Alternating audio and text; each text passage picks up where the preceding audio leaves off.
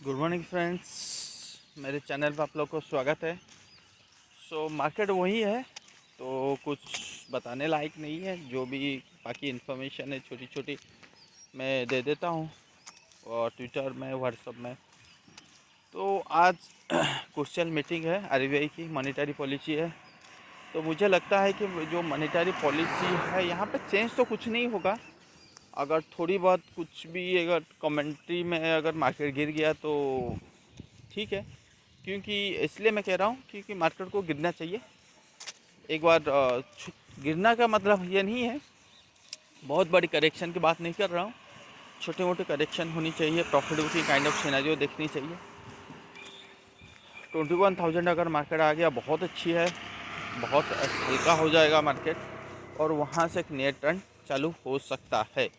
अगर मान लो कि मार्केट नहीं गया और मार्केट ऊपर की तरफ चालू हुआ 21,000 22,200 300 तक गया मार्केट, कुछ भी पॉजिटिव न्यूज़ में सस्टेनेबिलिटी नहीं है। ऊपर के भाव में बिल्कुल नीचे आएगा ही आएगा।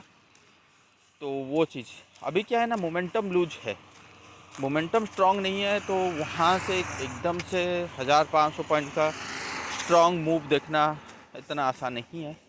मोमेंटम लूज है, तो इस मोमेंटम में हमेशा बाय ऑन डिप्स और सेल ऑन हाई का स्ट्रैटेजी रखनी चाहिए। ये चीज़ है।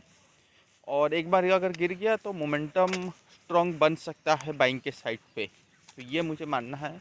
अभी तक तो मोमेंटम लूज दिखा रहा है, फियर बता रहा है कि ऊपर गया तो मार्केट में सेलिंग आ सकता है, ठीक है ना। और दूसरी चीज़ अगर मैं बात करूं,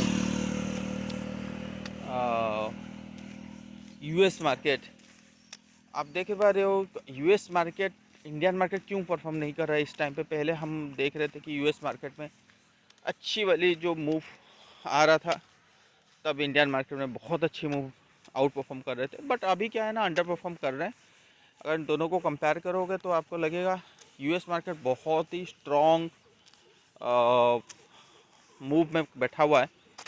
वहाँ पे भी छोटी मोटी करेक्शन आ सकती है मुझे लग रहा है यूएस मार्केट में, फिर भी हम अंडर परफॉर्म कर रहे हैं। तो उनकी 1% 2% तेज़ी से हमें कुछ फ़र्क नहीं पड़ने वाला, जो फर्क पड़ भी नहीं रहा है, ये चीज़ें। और कल हम एफआई का 1600 करोड़ का सेलिंग अगेन देखने के लिए मिला। तो कुल मिला के अगर बात करें तो 40,000 के आसपास सेलिंग हो चुकी है पोर्टफोलियो में। कैश में सेलिंग आ जाए तो ये कोई छोटी बात नहीं है, बहुत बड़ी बात है। जो चीज़ दिख रहा है कि हमें नहीं दिख पा रहा है, एफआई वाले को दिख रहा है, पता नहीं उनको लग रहा है कि वैल्यूएशन बहुत हाई हो गई, या इंडियन मार्केट से वो दूसरे मार्केट को शिफ्ट कर रहे हैं। इस 4-5 डेज ट्रेडिंग सेशन में दो जगह एक पॉजिटिव एनवायरनमेंट क्रिएट हुआ है, वो है चाइना।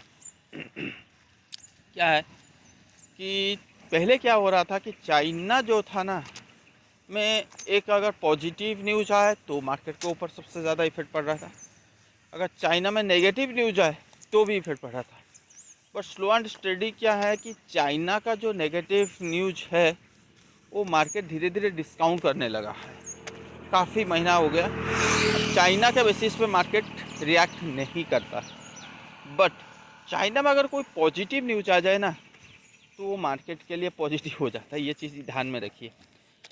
हांगकांग और चाइना का जो इंडेक्स है, अगर आप ये चीज़ देखोगे तो उसमें अच्छी वाली तेज़ी आना चालू हुआ है। अब ये नहीं बोल रहा हूँ कि इसमें बिल्कुल गिरावट नहीं आएगा, आएगा, बट जो मोमेंटम स्ट्रॉन्ग मोमेंटम था ना नीचे का, वो ख़त्म हो गया है।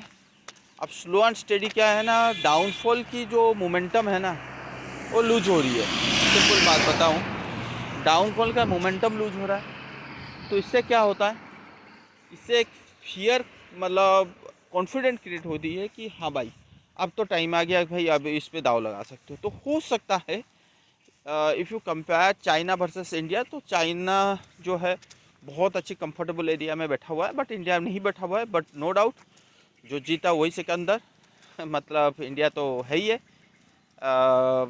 स्ट्रॉन्ग है। तो मार्केट अगर वर्ल्ड मार्केट रैली किया तो नो डाउट कि इंडिया मार्केट भी रैली करेगा। फिर भी हमें जैसे लगता है, जैसे मुझे लगता है कि भाई मिड कैप स्मॉल कैप्स बहुत ज़्यादा भाग गए, ठीक है ना, और जहाँ जहाँ 200 300 300% की तेज़ी हो चुकी है पोर्टफोलियो में, तो वहाँ पे मैं लगता है कि भाई ये बहुत हो गया, अभी यहाँ से प्रॉफिट बुक करके मनी को स्विच करें दूसरे स्टॉक में। वही मिड कैप में बहुत सारे ऐसे मिड कैप हैं अभी भी वैल्यूएशन में खड़े, तो ये भी वो भी मुझे लगता है ये जो 40,000 करोड़ का जो शिफ्ट हुआ है, वो लग रहा है कि भाई उनको लग रहा है कि भाई इंडियन मार्केट बहुत हैवी हो गया है, तो चलो इसका पैसा वहाँ पे शिफ्ट कर लेते हैं, तो ये भी हो सकता है, ठीक है। अब जब तक एफ का बाइंग नहीं कॉन्फिडेंट नहीं आएगा, तब बड़ी वाली मूव के बारे में सोचना इंडियन मार्केट में बेवकूफ़ी होगी। चलो 21,000 21,000 तक आ जाए तो बहुत अच्छी बात है, और ये कंफर्म होगा अगर 21,650 के नीचे ट्रेड करने लगा, तो फिर तो कंफर्म हो जाएगा कि भाई ये नीचे आ रहा है, बस सिंपल है, इतना ही। और जो बैंक निफ्टी है बहुत कमज़ोर है, तो बैंक निफ्टी को आप 46,000 चल रहा है, 45,500 के नीचे एक बार ट्रेड करने दीजिए, ठीक है ना, तो इजीली वो 44,500 आ जाएगा, और 44,000 तक मैं देख रहा हूँ, अगर वो आ गया तो बहुत अच्छी बात है। तो आप बैंक निफ्टी में ना 43,500 और 44,000 में दोबारा आप परचेस कर सकते हो बैंक निफ्टी बीच, जो बैंक बीच है, जो अगर पहले परचेस किया है तो ठीक है, वहीं पे आप एवरेज भी थोड़ा बहुत कर सकते हो, और नहीं किए तो भी आप फ्रेश एवरेज फ्रेश बाइंग कर सकते हो, ठीक है ना। बस अभी के लिए इतना ही, लेट्स से देखते हैं क्या होता है मॉनेटरी पॉलिसी में। Okay, thank you, bye bye.